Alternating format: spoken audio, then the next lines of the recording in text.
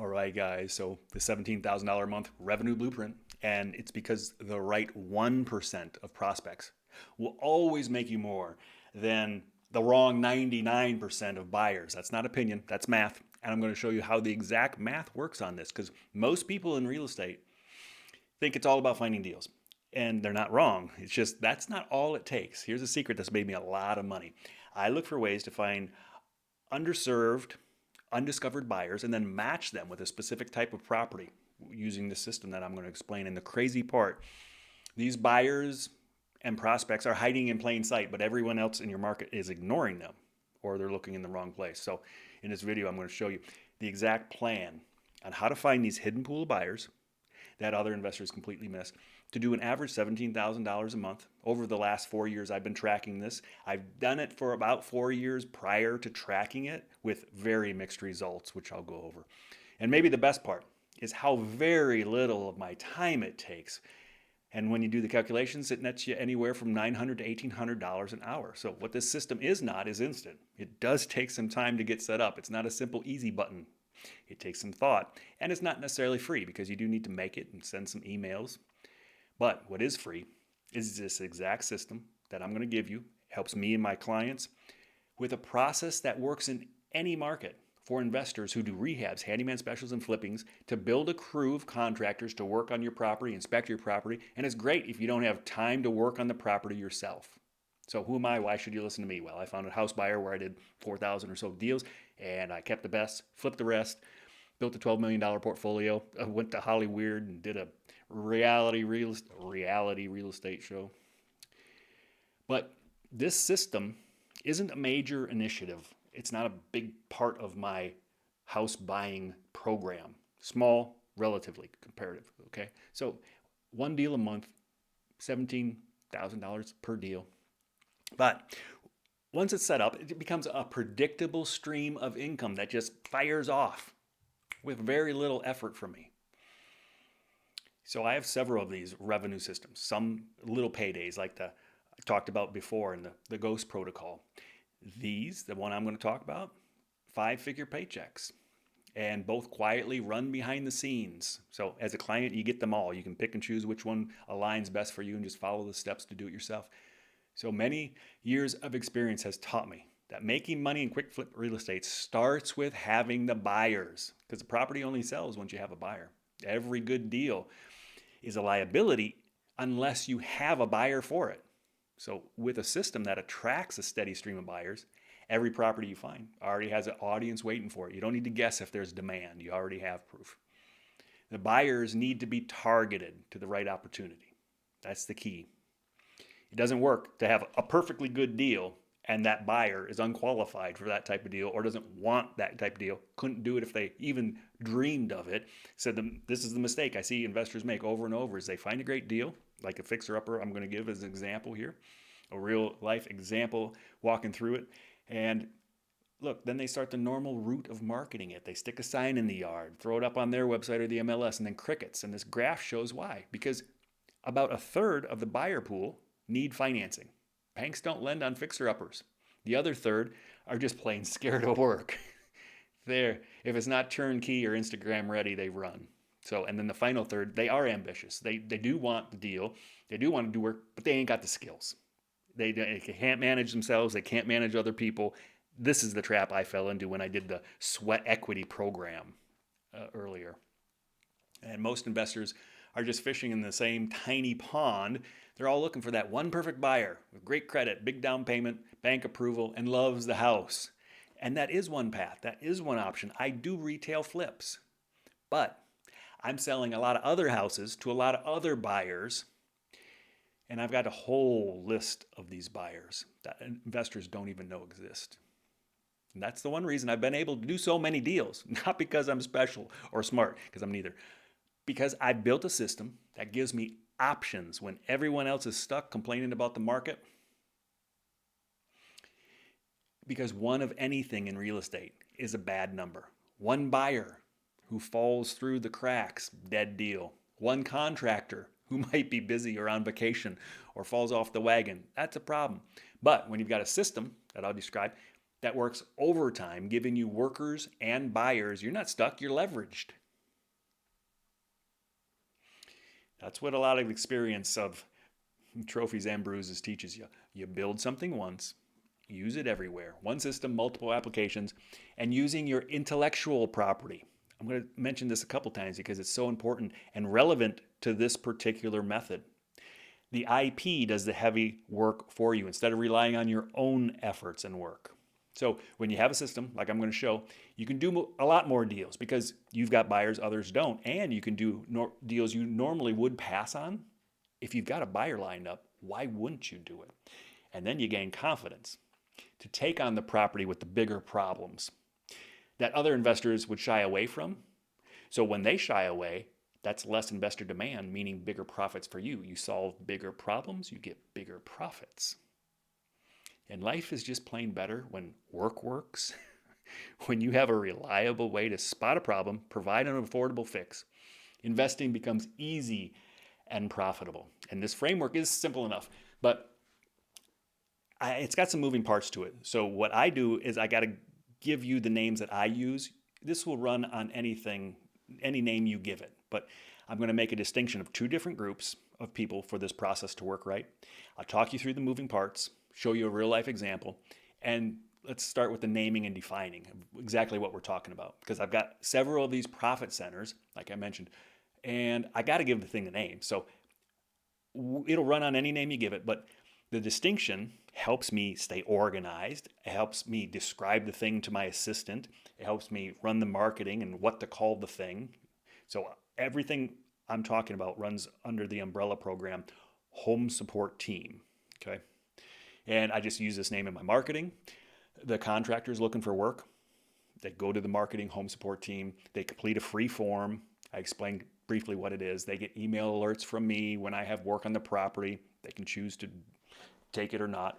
Now that form, I explained in a previous video how you can set it up for free, how to build a list bank. So just check that out. And then, so behind the scenes of Home Support Team, I have two groups of contractors. The first is the Guru Crew, my core handful of pros that I routinely call on and rely on, who handle 95% of everything I need done. They do my home inspections, home recertifications. They call the tenants, do the scheduling. The tenants have their number in the leases. If there's an emergency, call them. And many times, I've worked with these guys for years, some of them decades. I write a check, the problem goes away. I would be handicapped without them. Some of them even had master keys to my property and our storage building. But none of my Guru Crew are employees. I've never employed a contractor. In all the thousands I've worked with, not one. And reasons I won't go into here in this video, but that means sometimes my Guru Crew may be on another job. And we've got that working arrangement where I'm not going to pull them out or ask them to come away, which is the reason I have a second group. Now, group one is where most investors start and stop. Now, this is where I keep going. The second group is my opportunity crew. That's how I even label it in my database. So when I want to send out a blast, I've got two different lists. This is a much bigger, much broader list. Any type of contractor, handyman, manual labor, part-timer, retirees have been phenomenal, helping me lately. It's that old school get it done work ethic. But from construction company owners to mom and pop shops, father and son partnerships, many on the opportunity crew will not be a good fit for actually working with me on my property. They're unreliable. Some are just starting out, and I'm completely okay with that for reasons I'll explain in a minute. But my marketing to get these guys, it just runs on autopilot. I don't have to turn it on, turn it off, adjust it. That's what saves me a lot of time. You know, it's one of the reasons I earn such a high hourly rate, which I'll break down in a bit. And the key to attracting anyone with a truck or a toolbox is two reasons. First, I want only a contractor, like one of anything, like I mentioned earlier, is not redundant. Navy SEALs said it best. Two is one is none, right? The second reason, I throw a wide net, attract a wide audience. And it's rare anybody on the opportunity crew graduates to the Guru Crew. That's fine. You're guaranteed a shot, not a spot. Because even if 90% of the opportunity crew never swings a hammer for me, I never work with them, we still may be able to do business. Not because I'm hiring them, though sometimes I do. It's because I want those few who have certain ambitions for opportunity. So here's where things get interesting. The contractors are not just potentially workers, they're potential buyers. That's why I call these guys the opportunity crew. Some have an opportunity to work for me. Some have an opportunity to graduate to the guru crew. And some can see an opportunity in ugly houses, and I can give them the opportunity to become either a homeowner or an investor. And some may know others that are looking for a home or to invest. And I make it clear up front in our initial emails that I pay referral fees. Any time you send somebody I do business with, I get you paid a referral fee. So I market to and collect this group of contractors to do two things: apply for and strive for my guru crew. And then I send them fixer-upper deals and my handyman specials to work on and as opportunities to either homeowner or invest. So the opportunity crews, these are guys who can look up beat up houses and see the potential. These guys work with their hands. They're out there in the field. They can determine if their skills could fix this place up. And they've never had a bank say yes to them. Typically. That means they're locked out of traditional financing, like I was talking about earlier. The guys with the skills, but not a lot of extra credit or money, perfect candidate for my builder buyer blueprint. So these guys have mid to level, high level skills. They can look at beat up houses, see potentials, and they have a good idea of the costs to fix up the place. But what they don't have is the money or credit. So that's the exact opposite of those scared retail buyers I mentioned earlier. The blueprint isn't just another flipping program. It's built around these guys. It's targeted. It's a seller finance talent exchange ecosystem that turns your biggest expense, which is the labor in a rehab, into your strongest asset, which is a motivated buyer, ready, willing, and able. So I provide the deal and the structure, the paperwork, the processes, the IP, and then they provide the sweat and the skills. So it's a win-win. And this is scalable, as you'll see, repeatable. And let's just compare the two, because I used to do this sweat equity program. I'm burned out and bailed out. I was pretty much close to just pulling the plug on it. These were unskilled buyers off the street who had no experience, mindset, or grit. Compare that to what I'm doing now. The builder buyer blueprint works 95% of the time. The opportunity crew, they're used to working with their hands. They grew up, a lot of them, in the trades, working in trades. They got family and friends in the trades. They just have a get-her-done attitude. And these guys never thought they could be homeowners or real estate investors, certainly. Nobody ever explained that their skills are their credit. The skills are their down payment until you come along, the light bulb goes off, and here's what's in it for them and you. So for the contractor, they can control the quality of their own equity, meaning for every dollar that they save on material or labor, it widens their margins of profit, increases their equity in the house they're buying, whether that's to live in or an investment. But at the same time, every shortcut shrinks it, and they get flagged at an inspection. So my process does set a floor of what's required at a very minimum. Often guys will go over this. They'll start, once the rehab is done, that the paperwork sets out, before they even buy it from me, and like cash out, close on with a mortgage. They'll add decks, build on add-ons, and all kinds of stuff. So, I set the floor, again, in the rare event that it does come back and I get the house back, it happens, that it won't be a mess. So for you, the investor, offload that renovation risk and the capital requirements, to someone with skills to execute while you lock in your exit price up front. So using my proven processes ensures the right things get done the right way. So this buyer pool allows you to do deals others can't, because buyers are in your back pocket. You've got the buyers that others don't. So here's how a typical deal works step by step. I got this fixer-upper, but I had several rehabs running and we were going on vacation. So I could mothball it for later, for when I get back, when I get some guys free, or blast it to my opportunity crew, which I did. So this is the email, and I've got 4 of them. I test them to see, I A/B test, find out which one pulls best response. Just screenshot this. The subject line is your skill is your down payment. No banks needed, no credit, no problem. But you do need to have the time because I want it done in a timely manner. And I explain more of that if they call on it. I talk to them about the program, the property. I say, drive by if you're interested. Leave me a message. So this is the one message I got. Let's see if this plays over here. Scott, this is Chris Miser. I just got an email from you regarding calling Wells Street a potential home. I have all sorts of contractor experience from masonry to roofing.